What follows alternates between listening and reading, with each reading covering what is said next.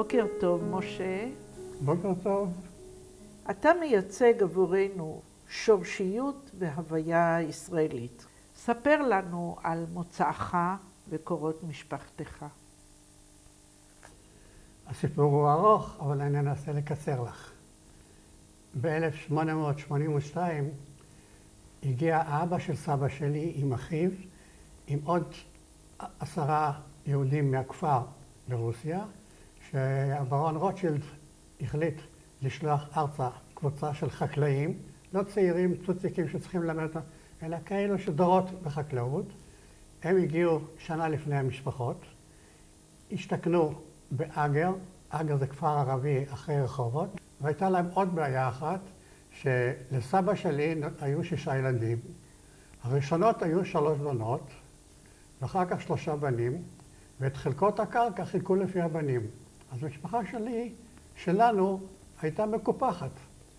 בין 3 בנות הייתה הבת הצעירה חנה, זו בעצם אימא שלי, שבתור נערה עבדה במשק, עבדה בבית. כשהגיעה לירושלים הייתה לה אחות בכירה שגרה בירושלים, והם ראו את חנה, וחנה מצאה חן ביניהם, ואמרו, לנו יש אח צעיר, הגיע הזמן לעשות שילך, וכפי הנראה שהעסק נדבק, ויש לי תמונות שמראות שבאמת היא הייתה יפהפייה, והאבא היה חתיך לאללה, והתחתנו.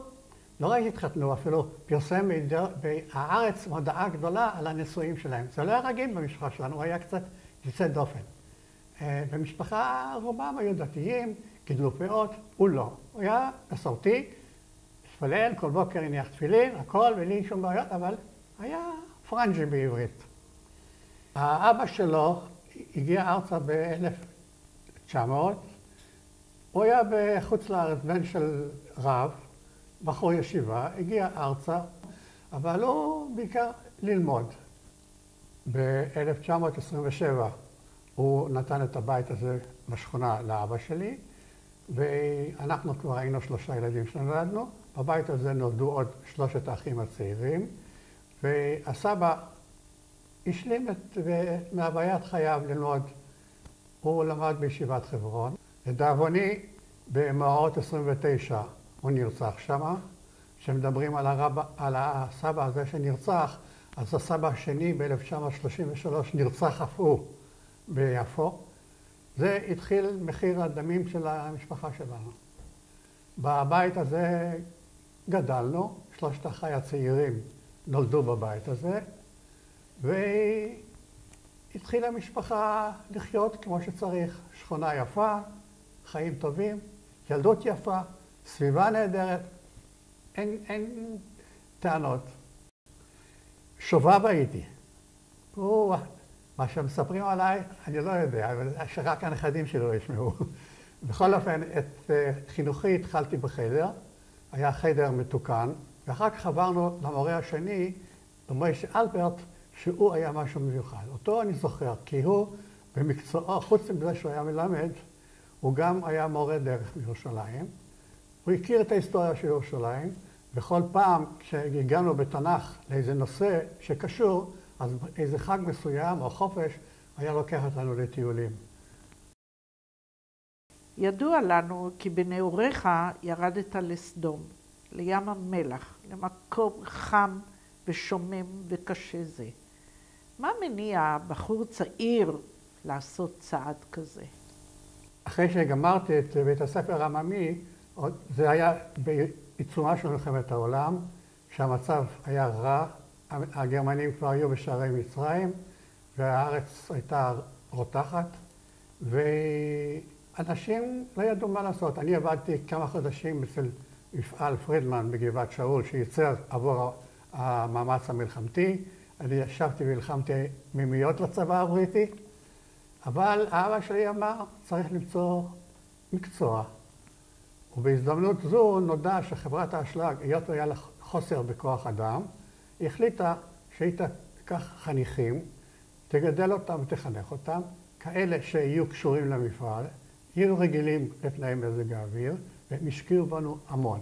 באמת השקיעו בנו מכל טוב. ב-1942 התחלתי, 6 שנים היפות ביותר שאני יכול לזכור היה שם. הדבר היקר ביותר שקרה לי, ש-1946 הופיע בקיבוץ בארי איזה נערה ג'דבועה שהיה קליק. והקליק הזה, לא רק שהוא הולך ונמשך, בעוד חודשיים, זה 60 שנה, שאנחנו נשואים. בהיותך בסדום נאסרת ונשפטת בירדן ואף נלקחת בשבי. אבל בישראל ובמשפחתך מתרחשים דברים. מה עובר בראש לאדם שנמצא כל כך רחוק מהבית? מה שעובר, אני לא יודע. היו דברים כל כך הרבה גדולים שמעסיקו אותנו, גם לא חשבנו כשנסרנו, שזה, אמרנו, כמה חודשיים, ישחררו אותנו, עד שלקחו אותנו לבית משפט בקרק, ושם השופט הוציא צו, אני אראה לך את צו המעצר שלנו, ושם המנהל בית הכלא אומר, רבותיי, אם אתם תצאו ב7 שנים מהמשפט, יהיה לכם בזול. הבעיה שהייתה עם המשפחה שלי, שבדיוק ביום הזה, ב-25 למרץ, כשאנחנו נאסרנו, ההורים שלי וכל ירושלים דאגו לחבר'ה של הפלמ"ח שנסעו לגוש עציון לעזרה, לא רק לעזרה, הם העבירו כוחות לתחמושת והכל, ובדרך חזרה השיירה הזו נתקעה בנבי דניאל, זה היה בדיוק באותו יום, הם דאגו לו ליענקל'ה מה שיהיה, ואני הייתי תקוע בירדן שהם לא ידעו, רק אחרי כמה ימים נודע להם שהתכשיט השני שלהם יושב שם. חוץ מחוסר ידע, שאנחנו לא ידענו משהו בארץ, השארתי את חווה בהיריון. היא הייתה בחודש הרביעי להיריון, ואנחנו חלמנו שההיריון הזה, בהסכמת הרופא, תהיה לידה בסדום אחרי 2000 שנה, איך אומרים, אבל העניינים התגלגלו אחרת, והיא נאלצה לעזוב את סדום, כי לא היה אוכל, ובמקום, והרופא אמר, את לא יכולה להישאר פה, את חייבת לעזוב, להגיע חזרה על ירושלים, כבר לא יכלו, ירושלים הייתה במצור, היא שטה בסירה לצפון ים המלח, ומשם באווירון לתל אביב, ומשם לכפר סבא, הגיעה אל המשפחה המאמצת. כך התגלגלנו לכפר סבא. מה קורה לי? אנחנו לא יודעים. לא ידענו. בהתחלה השמועות היו רעות מאוד. תראי לעצמך, ערב אחד אנחנו יושבים בכלא, ומנהל הכלא הוציא את כל האסירים לחצר, חילק להם תמרים ותאנים וכל טוב מה יש. זה היה ב-19 למאי רק, הוא אומר, ירושלים נכבשה. זה עשה לנו משהו. למחרת הוא אמר, לא נכבשה. זה רק היה בעצם כשהעיר העתיקה, הלגיון נכנס לעיר העתיקה בסך הכל. אבל לנו זה היה, התחלנו כבר לדאוג, ירושלים נכבשה, מה עם המשפחות שלנו, מה עם אשתי, אנחנו לא ידענו איפה היא. זה מחשבות שיש לנו. אתה חוזר מהשבי, פוגש משפחה שכולה, פגועה, שני אחיך נהרגו במלחמת השחרור. איך מתמודדים ברגעים קשים אלה לפגוש את אבא, אמא? לא פשוט. אמנם כשהגענו אחרי 9 חודשים של כלא למחנה שבויים. מחנה שבויים היו שם 600 שבויים יהודים מגוש עציון, מהעיר העתיקה, מנהריים, אבל מה, אני בא לשם ופוגש חברים שלי, בני כיתתי, בני השכונה, מורה שלי, מורה של האחים שלי. ברור, דבר ראשון התחלתי לשאול אם יודעים משהו. הרגשתי שהחבר'ה מתחמקים ממני, אז אחד המורים ניגש אליי ואמר, תשמע משה, אל תביך את החבר'ה, אחיך יענקל'ה נהרג, וזהו, אני ידעתי שאחי יענקל'ה נהרג. ההרגשה הזו לא עשתה הרבה, כי הגודל של השעה הייתה כל כך גדולה, הדחקנו את זה. רק אחרי שהשתחררנו, הגענו לירושלים, ובשער מנדלבאום השיירה שלנו נעצרה, ואיזה קצין ניגש אליי ושאל אותי, אתה משה ליכטנשטיין? כן. אתה יודע מה קרה בבית? אני אומר, כן, אחי ינקלה נהרג. אז הוא אומר, כן, עוד אח. התחלתי לחשוב אם זה עוד אח, שמואל הגדול או מה. הוא אומר לי, אבנר, זה שהיה בשבילי פלא הוא שאני עזבתי אותו והוא התגייס בן 15 וחצי. הוא לחם קרוב לשנה ונהרג, הוא הגיע לגיל 16. אז ברור שזה עשה לי משהו. באתי הביתה, האבא היה איש חזק. אני אראה לך כמה מכתבים שהוא כותב, זה לא להאמין איך הוא עבר את זה. האמא נשברה, וזה לא פלא.